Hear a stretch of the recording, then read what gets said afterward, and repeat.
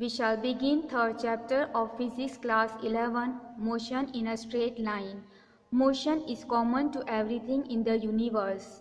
We walk, run, ride a bicycle. Even when we are sleeping, air moves in and out of our lungs. We see the leaves falling from the tree to the ground.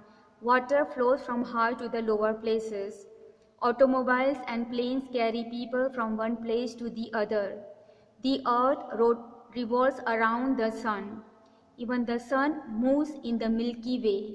So in nature, everything has motion.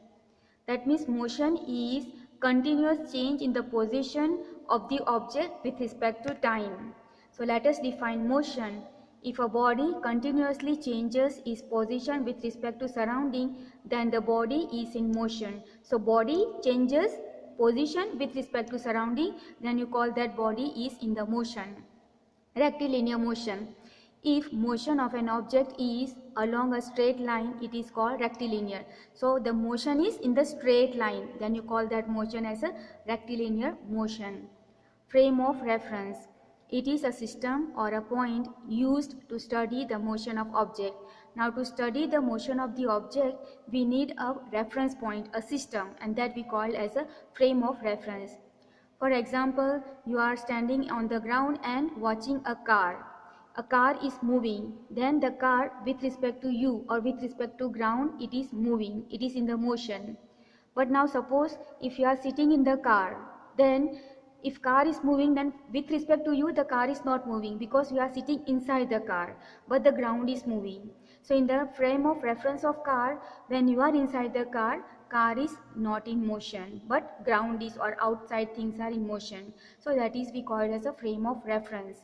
Now for our study purpose, we shall use rectangular coordinate system as a frame of reference. In a rectangular coordinate system consisting of three mutually perpendicular axes x, y and z axis, the point of intersection of these axes called origin is a reference point.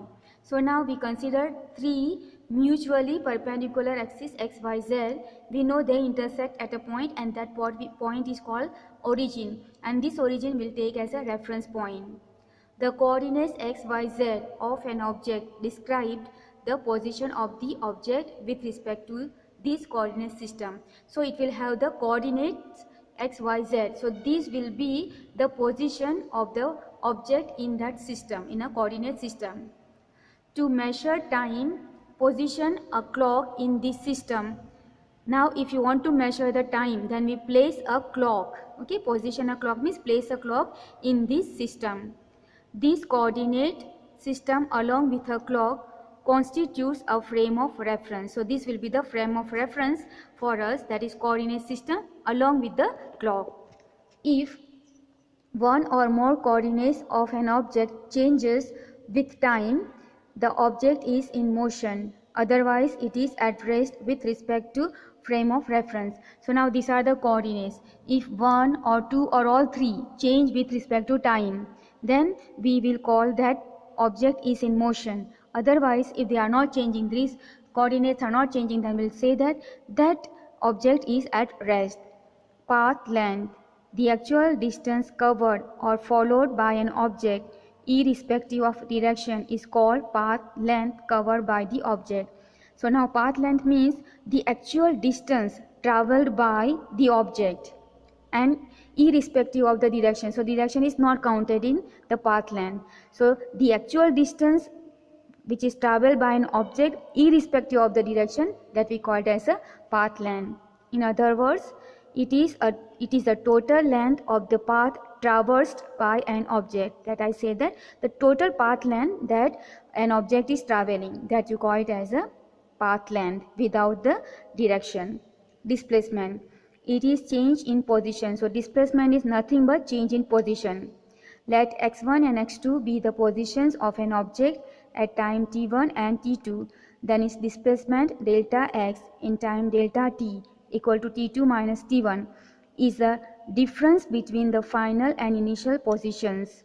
So now, as I have said that displacement is change in position. So suppose at time t1 the position of the object is x1 and at time t2 the position is x2, then the displacement will be the difference between the final position and initial position. So mathematically delta x is equal to x2 minus x1. This is the final position and this is the initial position. Delta, now x2 is greater than x1, that implies delta x is positive. So if this x2 value, that is the final position, is greater than the initial position, then delta x is positive, and x2 is less than x1 implies delta x is negative. So if x2 is less than x1, then delta x will be negative.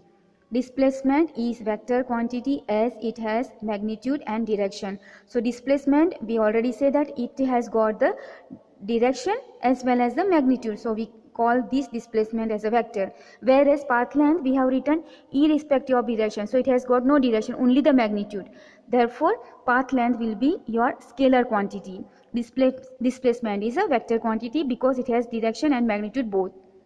Path length is greater than equal to displacement between same points. So path length can be equal to displacement or it will be greater than displacement, but it will not be less than displacement.